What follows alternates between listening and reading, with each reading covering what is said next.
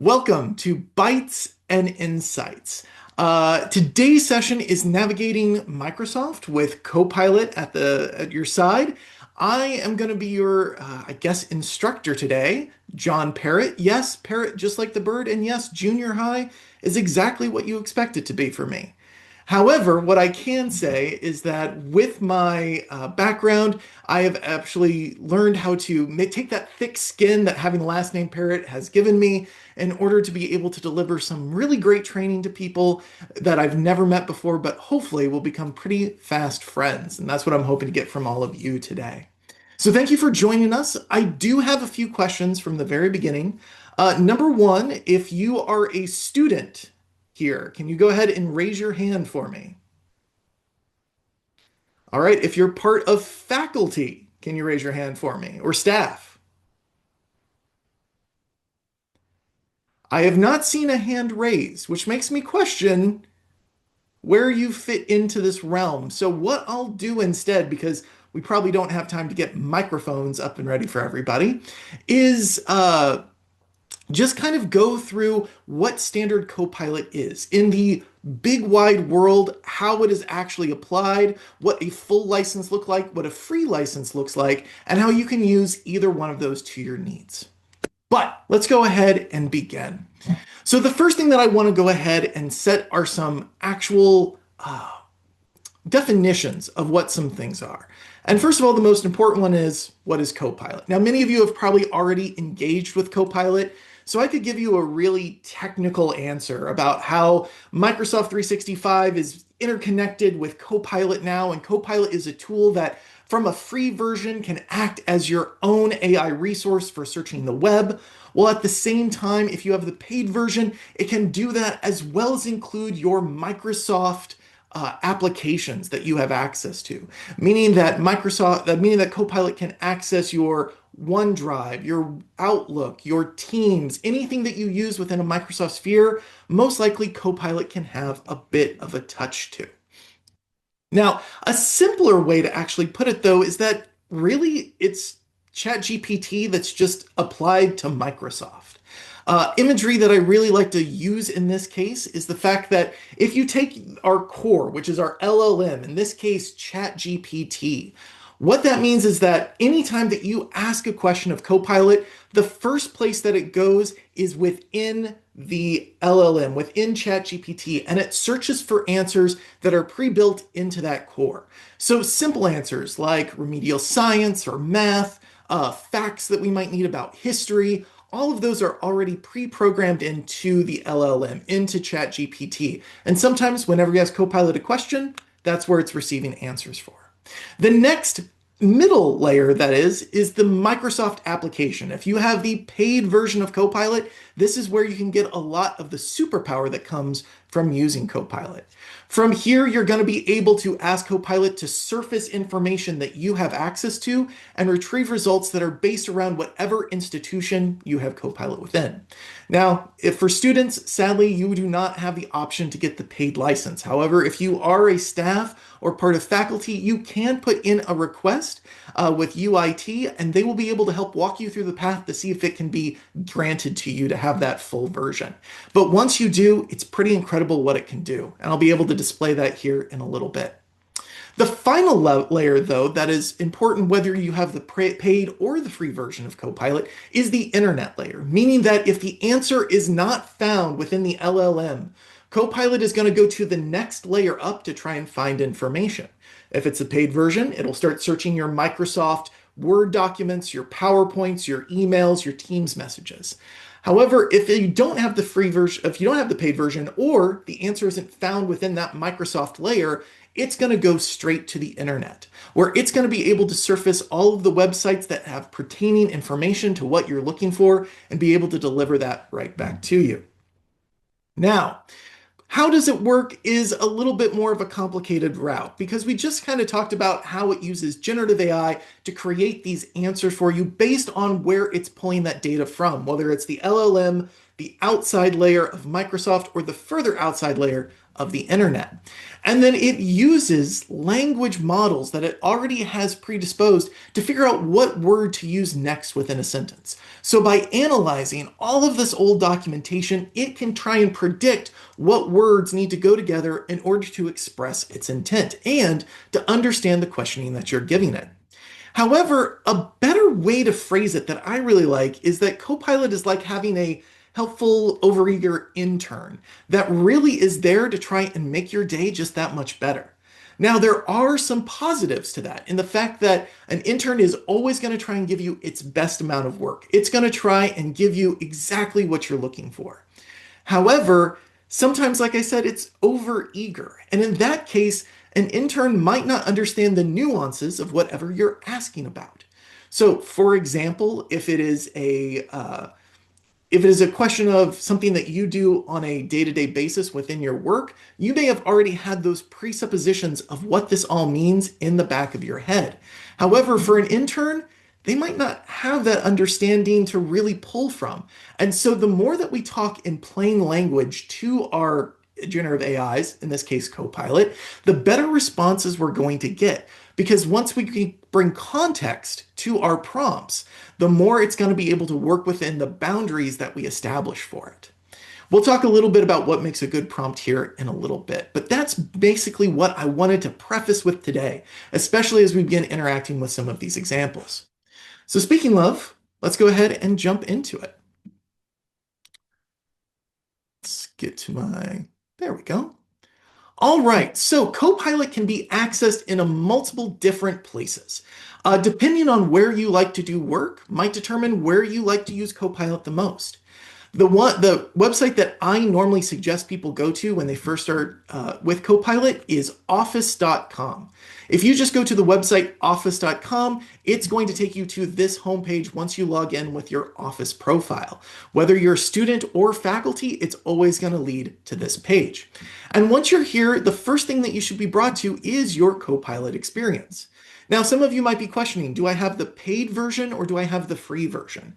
A great indicator on which one you have is actually located at the very top of the page. So as you can see, there's this work tab and this web tab that is available. And from this tab, you are going to be able to determine which type of functionality you use. If you have the free version, you won't see this tab because the web option is the only one that you can use. However, if you do have the paid version, then you will see this tab and you can make those differences between the two. Now, whenever I'm using Copilot, I want to go ahead and start utilizing it in a way that's going to help me do with my day-to-day life. So if I'm using the free version, which I'll kind of give some examples of right now, I'll go ahead and click on this web tab to simulate it. You're going to see that even though we have some limited functionality to what I'll show later, there's still a lot that it can bring up. And the first thing that I always like to show is that Copilot wants to help you do the work that you already are doing. So whether you are having to write papers, whether you're having to review information, whether you're having to compile information, all of this is going to be available just by prompting your Copilot experience.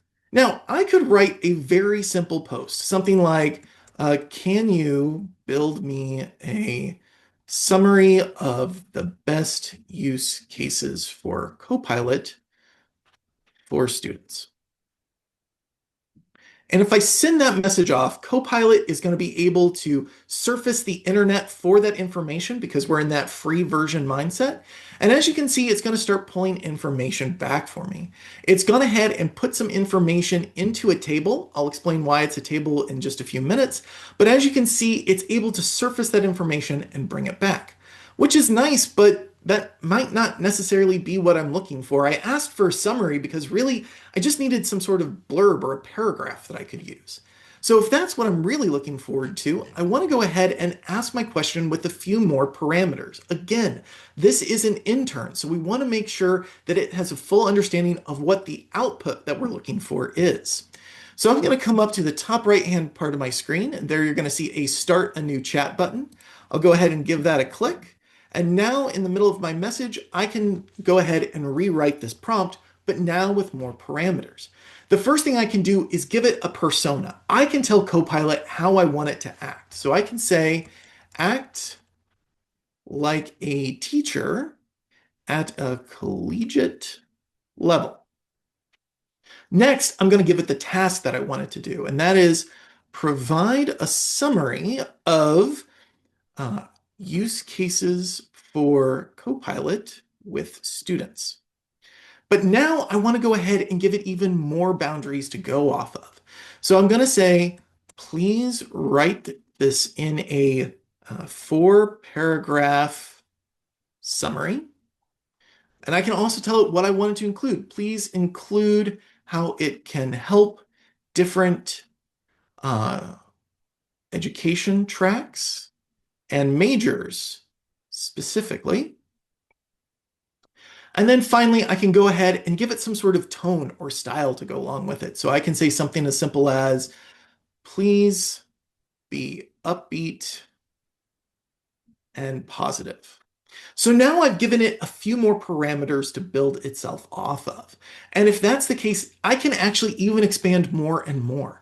It really is a reverse of what we've been doing when it comes to using things like Google or Bing, where whenever you're trying to search for something, you bring down all of your thoughts to simple keywords, a common denominator that you can search for, and then you do all the searching for yourself.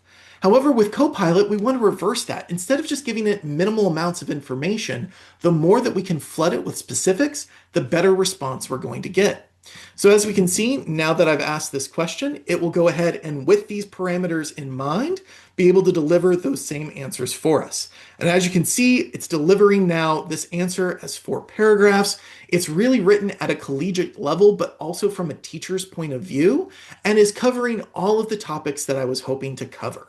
So I gave more specifics. I got exactly what I wanted. So if you're struggling with AI, the question might not be, is it broken or does it not work? It might be the question of, are you giving it all the points of information it needs to succeed? Because again, it's just an intern. It can only do so much. However, that intern doesn't just look up information on the web. You can also include pieces of information for your Copilot to analyze. So again, starting a brand new conversation, I'm going to say, can you write a SWOT analysis?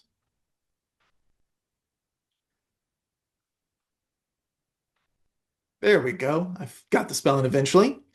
On this paper. And then I'm going to click on this plus icon and I can now upload images and files. Now, because I have the paid version, I have instant access to my OneDrive where I can be pulling files from.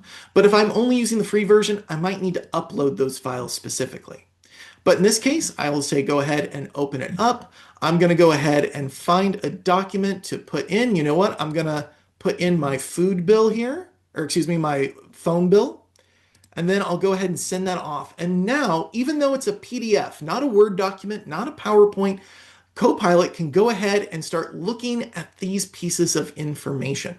And you'll see it's doing a SWOT analysis, which is strength, weakness, opportunity, and threats. It's looking at all of that information and delivering it for me as I need.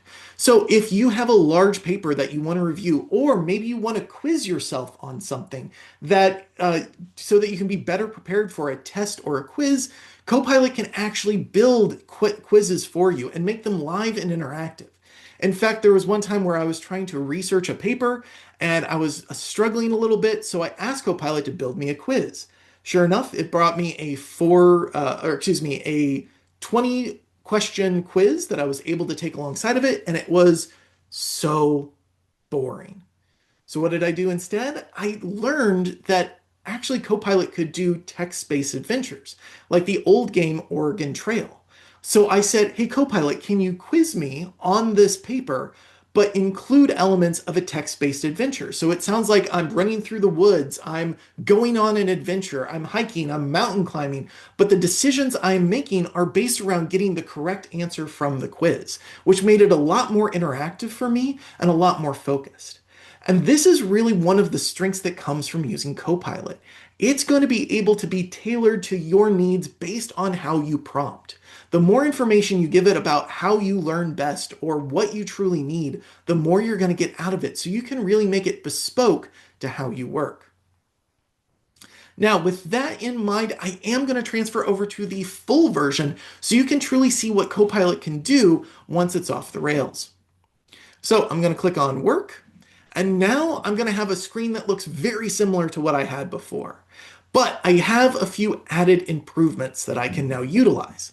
The first thing that I want to do is I can still prompt the same, I can still load documents in the same way.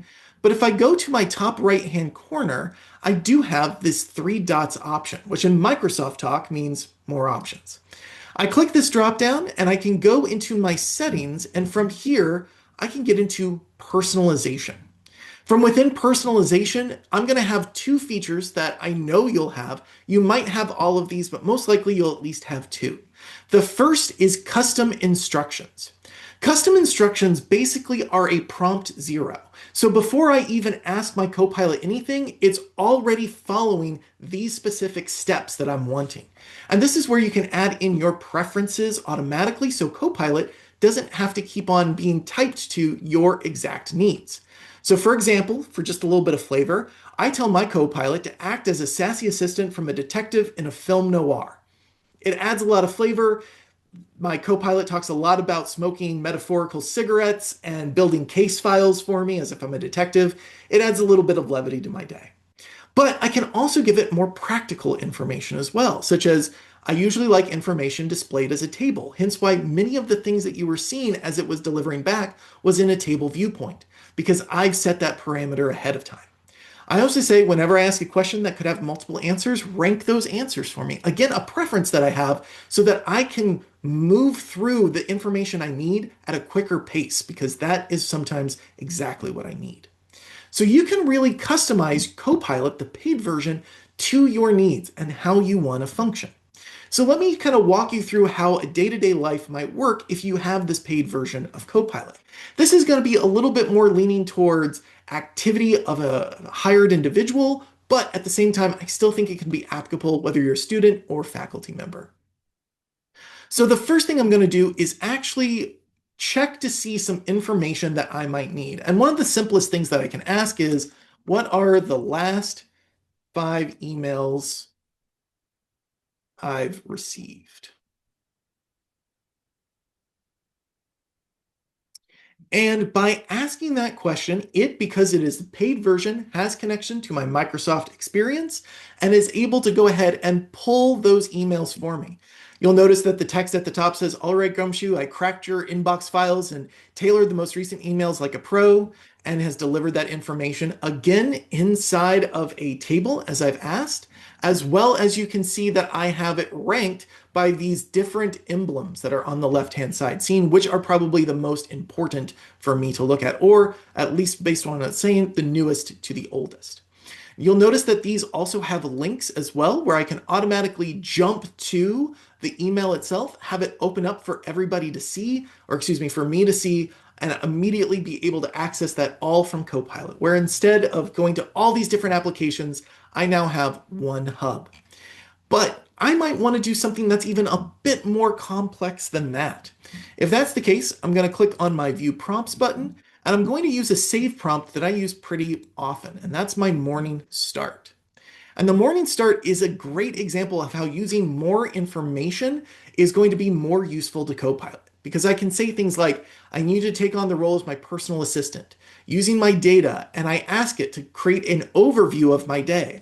I'm asking it to go to my emails, my Teams messages, check online for news that I might need, weather that I might need. This is a starting prompt that helps me get started with my day because it frames everything that I'm going to do. And as you can see, it's currently searching through my system for all of these answers that I might need and figuring out how it can best deliver this information for me to really start my day with a bit of a kick. So it does sometimes take a little bit, depending on how much information you have to access. But as you can see, it's still going through those paces and hopefully will pop here pretty soon. Tell you what, in the interest of time, I'm going to go ahead and continue on with my demonstration, and we'll come back to this here in a little bit. Because as I'm thinking about it, I'm like, oh no, I think that I was supposed to have a meeting today. I was supposed to review this Simon Sinek video that is my boss wanted me to see. He had set up a watch party for it, and I need to double check when that was and if there was any information from it. Well, it looks like we're about to pull our insights together from Copilot. We'll wait for this to pop, and then I'll continue on in that little narrative.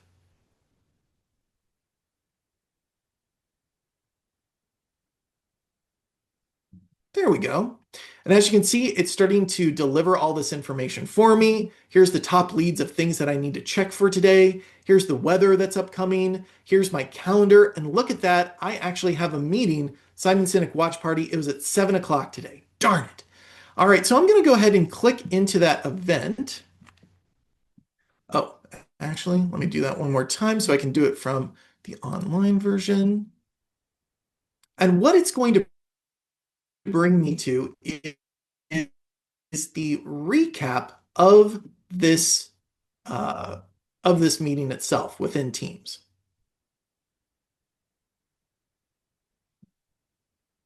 Hang on one second, I'll launch it. There you go.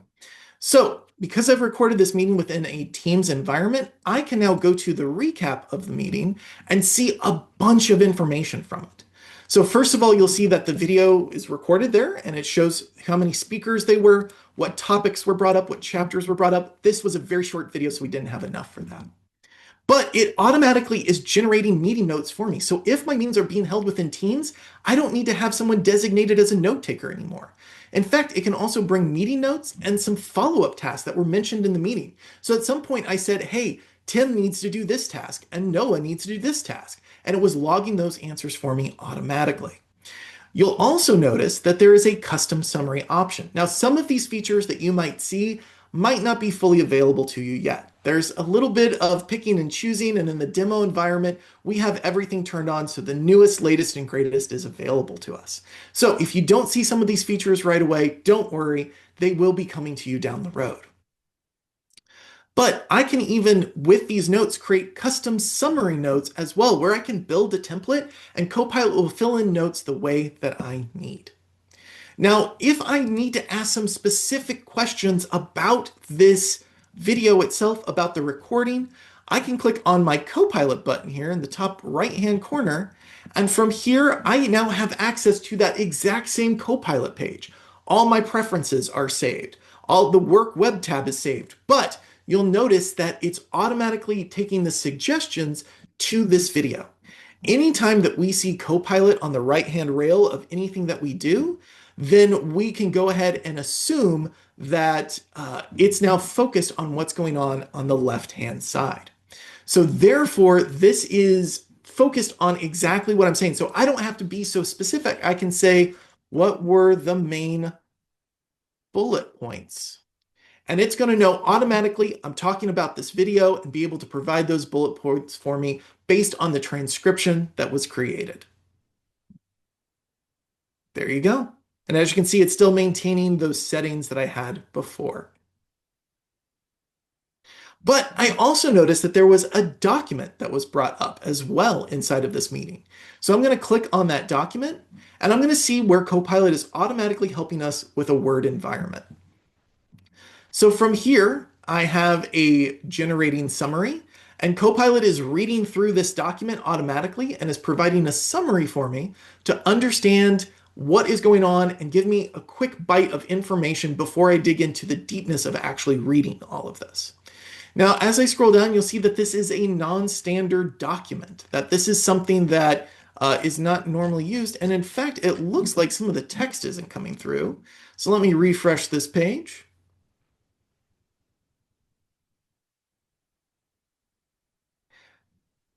There we go. And now we can see some of the text and that generating summary is still coming through. But this gives us an idea of how Copilot is automatically reading text, even if it's in that non-standard format. And we can actually interact with this text with Copilot as well. If I highlight a section of this content, if it'll let me, well, it's seeming to have a little bit of an issue. So what I'm going to do instead is start a brand new document and work from that.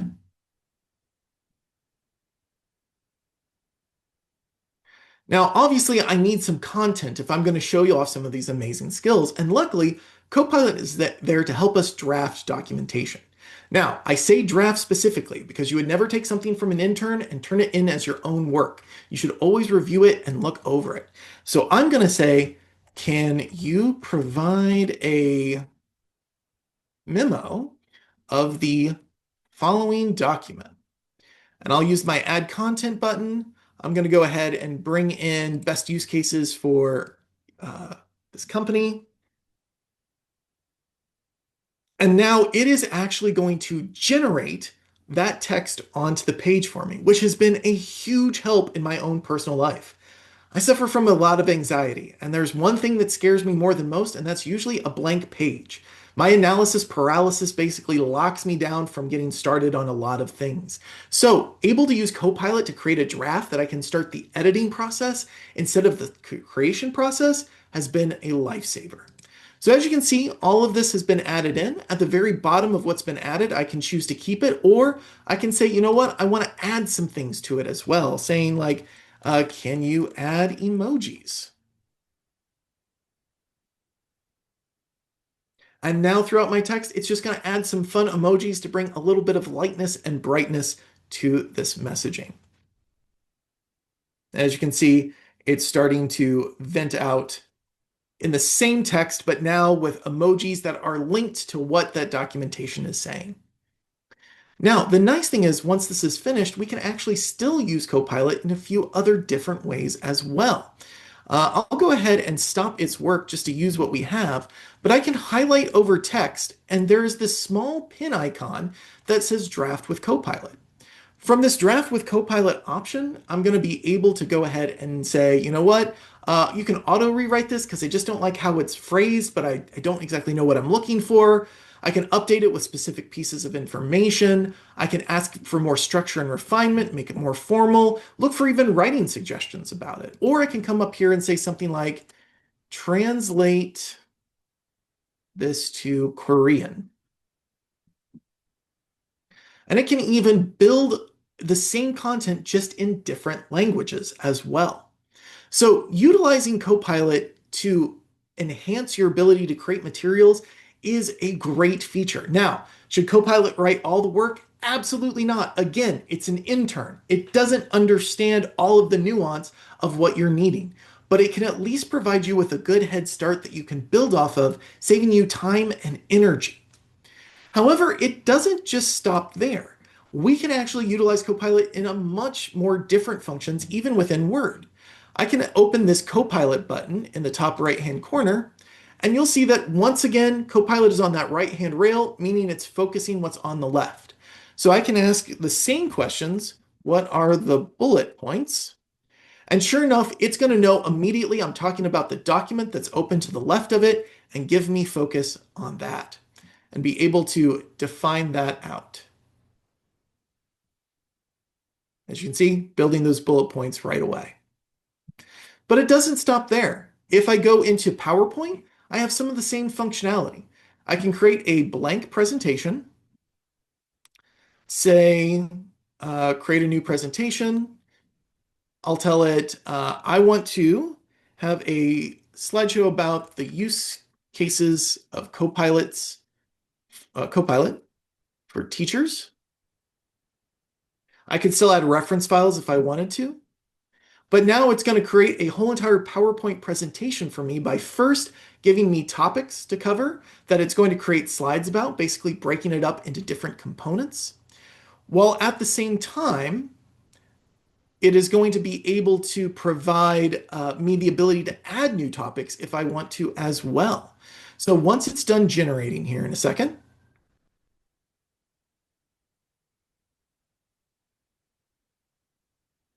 so I can show you off, PowerPoint, come on. All right, in the interest of time, I'll go ahead and continue on and we'll come back to this once it's loaded. Oh, there we go. So now it has all of these different sections that it's basically pulled from the online resources. I can click this plus icon and add a new topic. I could move these topics around and reorganize them. I can choose what type of presentation style I want it to have for its background and text choices. And I can even choose what images it's going to use, whether that's based on the Microsoft library or if your institution has its own image library, it can pull from that as well. I can click on generate slides, and now it will create a full-on slideshow for me based on the information that it was able to pull, whether from its online searches or for the searches that I gave it based on the documentation I preloaded. In this case, you see that it's automatically creating those slides for me. But again, most of the time, this is going to be very rudimentary. It's a starting point. You are still going to want to be in there making the changes, making updates and edits, and making this more of your own. But as you can see, my slideshow is now created, and it has utilized all of that information I sent it to create some slides for me to get started with. Now, Excel is somewhat the same. If you have to deal with a bunch of data, Excel is here to help. And if you are not an Excel expert, don't worry, Copilot is. Because as you can see at the very beginning, it's even saying, hey, let's clean up this data with Copilot. There's some problems here. So click on Show Suggestions, and you'll see that automatically saying, hey, there's some extra spaces in some of these lines. Do you want to remove those? If you've ever worked in Excel, that can be a lifesaver. So I'll go ahead and click apply, and it automatically makes those changes. But one of the things to note is never underestimate how smart Copilot is. Its wisdom is sometimes in question, but never its mind. Because as we go into it, we can see that it's recognizing, hey, you have two different elements on this page, Fresh Market Deli and the Fresh Market Deli. Are they the same? Do you want to combine them? Same with Papa John's with apostrophe and Papa John's without an apostrophe. Same with International House of Pancakes and IHOP. So it's be able to make those inferences for you, trying to help you out in the long run. However, if you want to see the real superpower behind Copilot, you can click on this Copilot button in the top right-hand corner. This version of Copilot is going to allow you to search for information based on the data in front of you and be able to bring extrapolations and allow you to ask questions of the data. However, if we go into App Skills is a different approach. Let me click out of this real fast. Oh no, I think I froze it. Let's try and refresh this one more time. If I click on App Skills, then it's going to actually be able to perform tasks on the page for me. So for example, I'm going to say, hey, you know what? Suggest a formula for me. Look at all of this data and suggest what might be helpful in this case. So it's going to be looking up that data. And normally when I ask this question, it looks that, hey, there's an address 1, address 2, city, state, and postal code columns. Why not combine those all into one column so that way you can use it as a mailing address? And sure enough, as it decides to put the finishing touches on what I've suggested,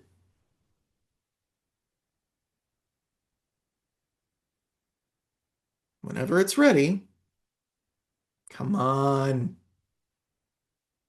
It's been chugging a little bit today, so this is not too surprising. But other things that you can ask Copilot to do is to look for inaccuracies, look for outlying pieces of information, highlight specific sections that might follow some sort of trend or pattern. You can ask it to create columns based on other pieces of information. So for example, in the past, I've said, hey, can you create a column that shows how long these restaurants have been open based on the restaurant's open date column? And after it does that, I say, hey, can you hide all of the places that have been open less than 10 years?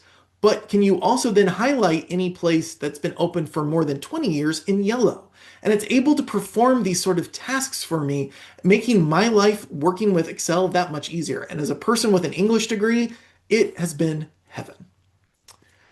But that kind of leads us to where I wanted to show you kind of the information that we have access to and some ways that we can utilize that full version of Copilot. I did want to go ahead and leave open any sort of questions, comments, concerns about Copilot or AI in general that I might be able to answer for you today. I know that many of you braved a warning that I've been told was for exploding trees. So if any of you are actually in the room today and you have actually risked that, I appreciate it. I will tell you that I'm pretty sure that's a sign of the apocalypse that none of the religious texts have said too much about. So for you to come out here today and still be making your classes, and that's pretty impressive. But is there any questions, comments, concerns, or criticisms?